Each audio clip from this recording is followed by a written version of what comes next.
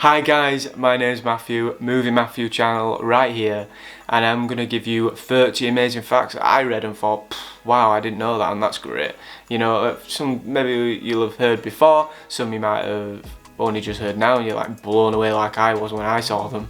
But yeah, I thought, you know what, let's try something different. Let's just do some facts, you know, some interesting facts about loved films all across the world. Guys, let's start with number one. George Lucas. We all know him now as the billionaire who created Star Wars, but at the start he was desperately trying to get someone to take on the story of Star Wars. No one really believed in it. He's pitching it to 20th Century Fox, but one guy, the executive, Alan Ladd Jr. thought, well, you know what, I'll give this guy a chance because he made American Graffiti. I really liked that film, so you know what, yeah, I'll let you do it.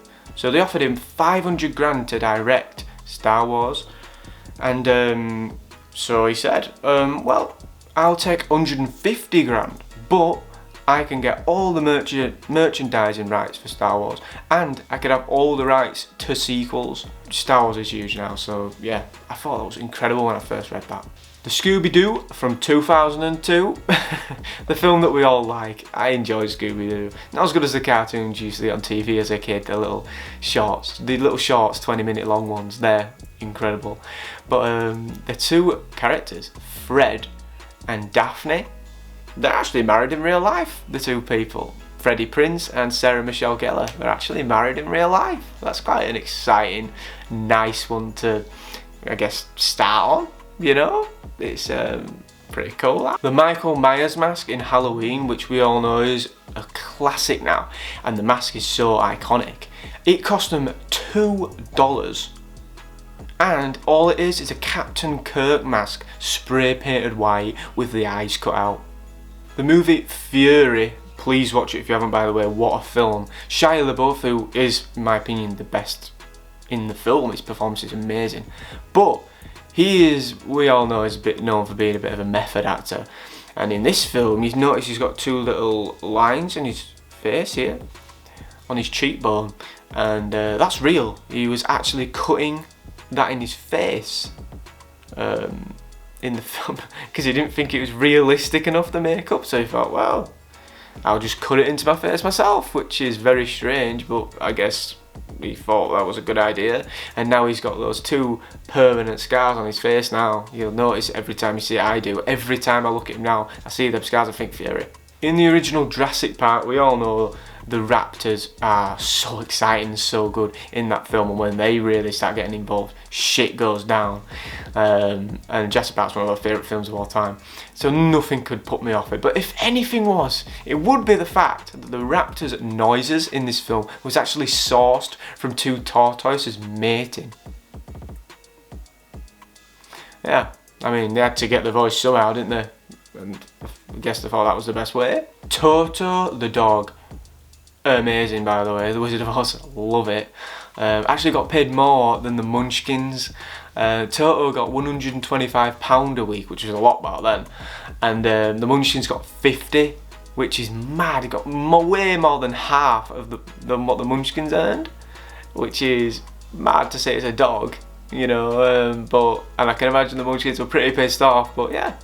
That's pretty cool. Paranormal Activity. I remember when this film first came out and it had such like a huge branding behind it, you know, it was getting advertised everywhere and it was getting talked about everywhere.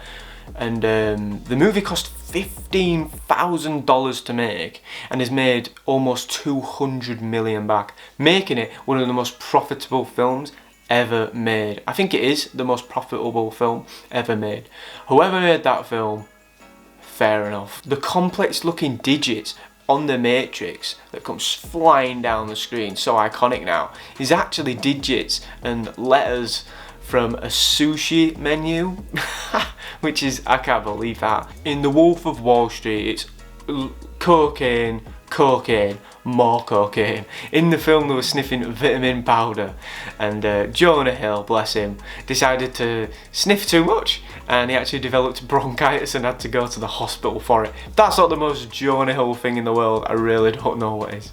The Hulk was actually supposed to be grey, but there was a printing error, so he came out green, and Stanley actually loved it, so he rolled with it, and there we have Green Hulk for the rest of our lives now.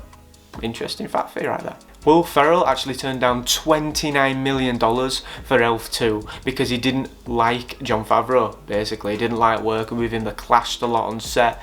And yeah, he turned it down, which is fair enough.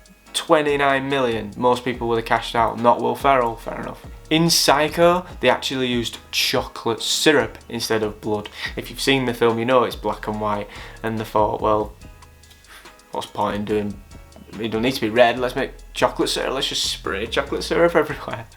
But yeah, great, and well done to acting that through as well, like someone was squirting. If I had to look terrified while someone was squirting chocolate syrup on me, I don't know, I don't think I'd be doing a good job, to be fair, but yeah. There you go. In Home Alone, Buzz's girlfriend, that little picture that pops up of his girlfriend, it's actually a boy dressed as a girl, because Chris Columbus, the director, didn't want to make fun or belittle or make a little girl feel bad, you know. It'd be pretty unfair to put an ugly girl in there, a real ugly girl in there, so yeah, a boy in a girl's outfit. I thought it was a cute idea. I liked that idea. Michael Caine, the absolute legend himself, was so scared of Heath Ledger's Joker, in the elevator scene in particular, that he actually forgot his lines, which is incredible, but understandable because Heath Ledger's Joker is just wow. In The Shining, 900 tons of xylophone and salt were used for the outside of the hotel and the maze area. So all that white you see is styrofoam and salt. 900 tons of it! David Holmes, you probably would never heard of his name, but he was Harry Potter's stunt double. And he was doing all the stunts for him, and he was actually practicing one for the Deathly Hallows Part 2 and actually paralysed himself, and he's in a wheelchair to this day. You know, you don't really hear about that, but incredibly sad, you know. I hope he's doing well. Speaking of stuntmen, David Fincher. We all know he likes to retake quite a few times in his films, and he had the stuntman fall down the stairs 12 times during the Pitt and Norton fight scene, and he used the first take. Just, yeah. First take. This one really did blow my mind.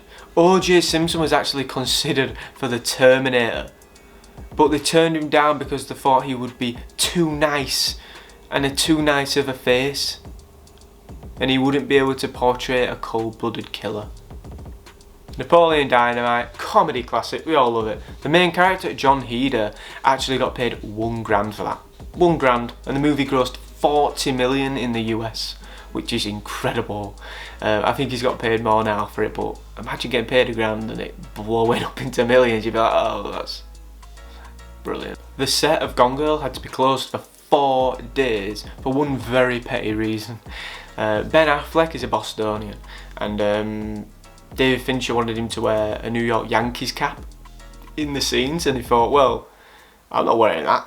No, I don't want to wear that shit. You know, so I had to get stopped for 4 days over this debate, and in the end he ended up wearing a Mets cap, so I guess it worked out in the end. In The Blues Brothers, they actually had a budget set aside for cocaine. Mad. Paul Bateson, who played the X-ray technician in The Exorcist, is actually a convicted murderer who's killed and dismembered many men in the 1970s. So yeah, if you didn't think the movie could get even more scary, there you go. In The Lord of the Rings, The Two Terrors, Aragorn gets really annoyed and kicks a helmet as hard as he can, then drops to his knees and screams out in pain. But the reason why he's doing that is because when he kicked the helmet, he actually broke his toe, which is very unfortunate. And that scream was actually real, he was in pain. Made the final cut of the film and it looked cool, so yeah, turned out well in the end. The Wilhelm scream gets played in so many films, I'm sure, after hearing it there. You've heard, that's in this movie, that's in that, that's in that. It's actually been used in over 200 films and TV shows. Guys, how many do you recognise that Wilhelm scream from? Let me know in the comments below. Noah, played by Ryan Gosling in The Notebook. Ryan Gosling actually got picked for that role because the director wanted someone who was not handsome, which is ridiculous. So he's basically calling 99.9% of the planet ugly.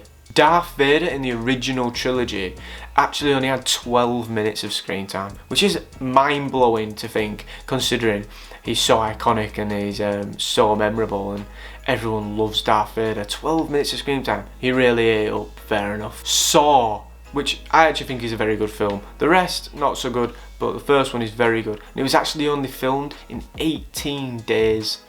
I know a lot of it was filmed in that one room, but 18 days, you know, and it actually turned out to be a very good film and a very financially successful film, and carried out a huge franchise of mostly shit but profitable films.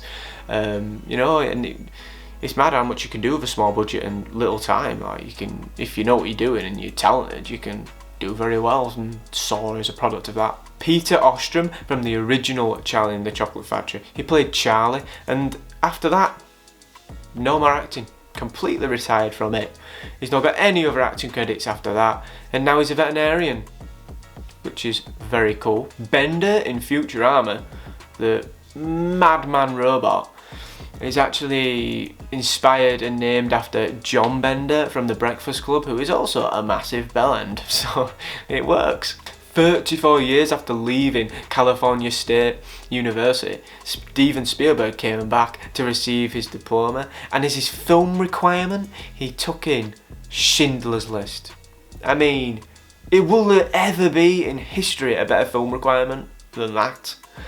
Definitely not. So guys, they're the 30 facts that took me ages trying to find these, because I wanted to find ones that were genuinely interesting, and all 30 of these blew my mind, so I hope I blew through you guys' minds. But yeah, if you enjoyed this and you want to maybe see more fact videos, let me know, and let me know in the comments what facts you've heard and that'll blow you away that I haven't mentioned in this video. And please like, comment, subscribe if you enjoy my videos. I post here every week now. So yeah guys, this has been the Movie Matthew channel. Like, subscribe, do whatever you want. But yeah, I'll see you on the next video.